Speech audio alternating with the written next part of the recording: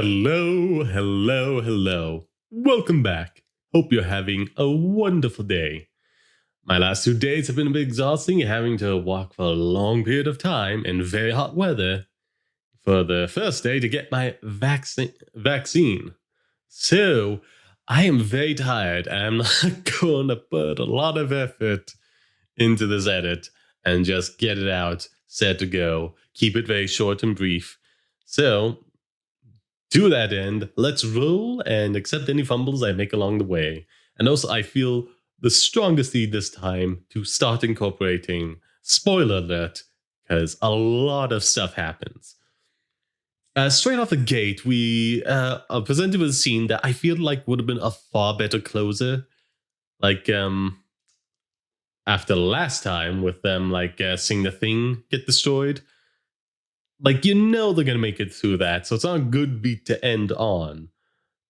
And like the scene they have where it's just like a small intimate scene between the two of them as the world is destroyed around them would have been great as an ending for next week, wondering just how exactly are they going to get out of this while destruction is raining down upon them. And it also would have provided a good place to start off for this episode in TVA, figuring out how to get out of it. Because, and quite importantly, in the bit of explanation, the timeline starts to branch out as Loki and Sylvie making a connection, and they poke fun at it throughout the episode, with Morbius making fun of him for having romantic attractions to an alternate version of himself. Like, what a narcissist he must be for that. But at the same time, he does seem to genuinely care for her, and I love it. I love this strange stuff in comics, but that's not the part that needs explanation. Part that needs explanation is how the timeline suddenly deviates. Just one Loki says, what makes a Loki is that we never die, that we refuse to give up, And once that's said, we see in TVA, timeline starts branching off, which would explain by, I forget the Lamentus' name of the planet, there we are. No one survived off of that. And if the two survivors were these two Lokis, that would cause a huge deviation of the timeline, with them having no means of time travel and thus having to live within said timeline. But how do they survive? Well, that's because within the Marvel Comics, there's beings referred to as Nexus beings. We get explained in the series that Nexus Event are events that change the timeline. Nexus beings are beings who have the power to alter the timeline, such great influence, such great power, that their actions create such huge ripples that it messes with the timeline, reality, all that. To my knowledge, the one or two Nexus beings that have been presented within the MCU so far are the Scarlet Witch, and I believe Vision, but I'm not sure if he counts in the comics or in this MCU. I can't remember too well about him off the top of my head. But that essentially means these two Lokis together, Loki and Sylvie, had the power to survive these events, make it off planet, and then go on to affect things within the timeline. And that creates the Nexus branching timeline that gets alerted to them, and they pop in and collect them. Which, I don't know, mixed feelings on. They kind of just cut to them being captured. It's like they kind of have to be. And also, to them, they don't know they'd make it off of this. So I guess they'd kind of go reasonably willingly. But hey, it is what it is. And it gets to the point of the two Lokis being separated and interrogated separately. Our Loki being interrogated by Mobius, I have lost the pronunciation of that, who was a little bit bitter about feeling betrayed, so locks Loki in a time loop that just endlessly replays an interaction he had with Sif about him just being a bit of a jerk and cutting her hair a little bit, and then, her just slapping him, kicking him in the nuts, saying he'll always and forever be alone. Stuff like that, and it's just on in the soup, and we get some good character work with Loki within that as well, and it's nice. But Loki gives Morbius information that they're all time variants and the TVA is lying to them, which sets him on his own path, where he steals the judge lady's time pad, swaps it with his own, and looks up the file of C20, the one who Sylphie enchanted to gain information about the timekeepers, who suddenly remembered her past life before the TVA, and given what we're informed, was probably terminated by the TVA for being, a variant and remembering things. But that could play into something very different just down the line, which I will get to. Hence why I was so eminent about saying spoiler alert for this. But he finds that out and goes on to meet Loki. But what about Sylphie? What was she doing all this time? Well, it turns out B-15, the hunter lady who just easily smacks Loki in the first episode, after being enchanted, remembers everything. I don't know the specifics because I think it was just a word I'm not familiar with about what she remembered, but she did have a life before the TVA, taken away from it. She feels very sad about that. So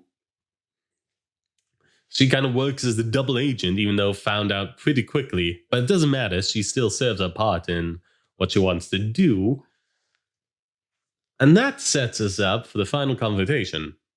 But Morbius doesn't take part in it, because, oh boy, he gets pruned when he's found out to be in with Loki there and planning stuff.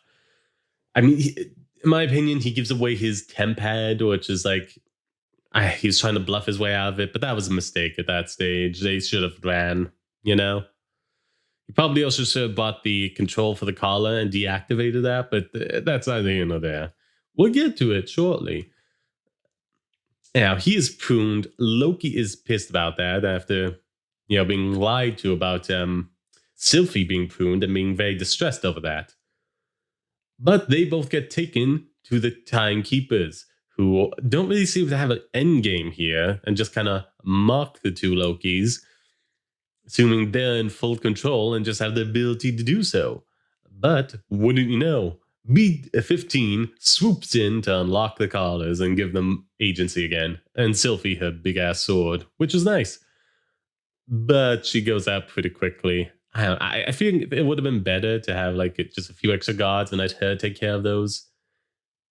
And finally get knocked out and then have one of the Lokis step in to backstab one of the people, the person last standing that was going to prune her. That would have been neat. But that ain't how it goes down, but it still goes down roughly the same. And we find out that the Timekeepers aren't real. They are androids being puppeteered by somebody, but we don't know who yet. Which, this really drops a shoe on all the conspiracy stuff going on within the show. What's going on here? Loki's questioning of the order of things, where everyone else just inherently goes along with it.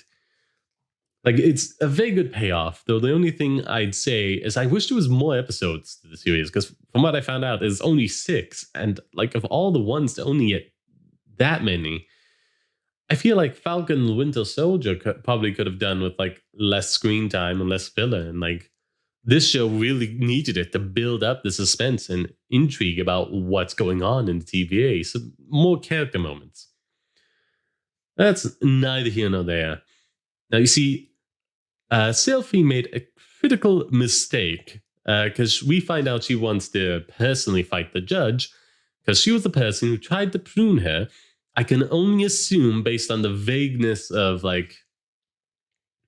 her statement and just saying she forgot, and the obvious difference between this Loki and every other Loki is just the gendered fluidness, or transgenderness. Either way, that was probably the variation that got her pruned from the timeline. So you don't feel bad about the judge getting her ass handed to her. In fact, very happy about it. Again, crucial mistake. The judge picked on a little girl, and Sylphie wants to have it be an even fight with both of them having batons and waiting for the judge to pick one up. Very dumb. Should have pressed the advantage. And she pays for that later, because after it's all said and done, timekeepers are found out.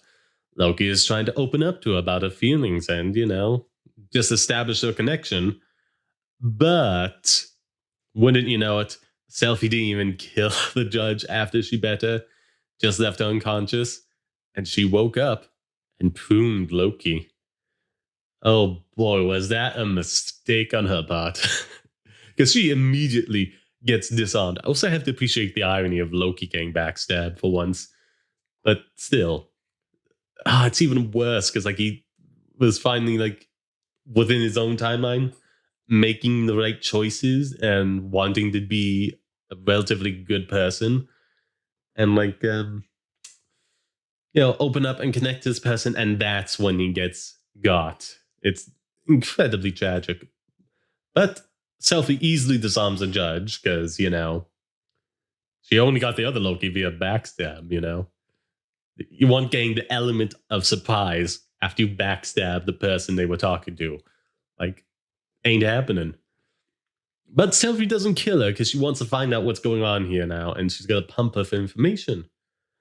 Also, just to circle back before I go into the very last thing, what we find out with C20 probably implies that not every kill under this Loki's name, under Selfie's name, first off, it's awkward, debating whether it was justified or not, given they were constantly hunting her down for the crime of existing. But even then, probably some of the kills granted to her, marked down by TVA, were done by them after Loki had enchanted people and, given them back their memories. Because that's what happens to C20, so I imagine this isn't the first time it's happened. But more importantly, we end with an end credit scene of Loki in some timeless space, which I can only imagine conceptually is kind of like the void, Howling Hell from Doctor Who. It's something that exists outside of time and space and is just like a barren wasteland. But otherwise, we see him there with 3 other versions of Loki, which then hard in there. Very excited for next week's episode. And also, given what we understand now about how pruning works, sending people to this void as it is, and given we have 2 people who are probably eliminated via that method, I say probably for C20, but we for sure saw Mobius get that treatment. That opens the door for them being reintroduced in the very next episode. And also forging a deeper connection between Loki and Mobius, which would be delightful. I say quick, still 13 minutes. Yeah, that is everything that happens with this episode without going into this very deep specifics of it. Again, more screen time, more build up before this point is revealed. I feel that was needed just to raise intrigue and some more questions and get people wondering what's going on. Some character moments. It would have been interesting to have Loki have some interactions with C20 before she gets got. So that way there's something of a connection there, as well as just setting things up, Not everyone who has a tragic fate within a property should know the main characters or main cast, but I feel in this episode it would have added a little something, especially just to find that out and then see Morbius die. It's really hammers home the hypocrisy of this agency. But yeah, the rumors online, probably Krang the Conqueror, I want to say, the time travel one. He's probably the one most likely in charge of this, if not another version of Loki, which would have been interesting as well. But, anywho, that's enough rambling. But overall, this episode was a delight. I really enjoyed it. Like I said, my criticism last episode would have been good to end it on the nice intimate scene between Loki and Selfie with the world being destroyed around them, as opposed to the shuttle getting destroyed. But otherwise, it was a delightful episode. I was so hyped, so excited. It got me laughing out loud multiple times out of hype. I cannot wait for next week. to see the next episode. Do comment below how you feel about this episode. What else is there? Besides the credits, you've seen the things popping up a few times throughout this episode. Get these out overnight, so it's timely for me to say, hey, I'm streaming on a YouTube gaming channel on Twitch, multi-streaming because I'm still small and don't have a affiliate with either. Anywho, for a VTuber who likes to stream a variety of things, currently making my way through on Friday, Control, on Saturday, Blossom Tales, The Sleeping King, and on Sunday, Psychonauts, trying to catch up in time for Psychonauts 2. That's everything. We'll be heading to the outro, so cut. Thank you very much for watching. I hope you had a wonderful time. Be sure to like, comment, share the video about the place, and to subscribe. And also, if you're feeling exceptionally generous, take a look at my Patreon. Thank you very much for your time. Ta-ta, Wiedersehen, until we meet again.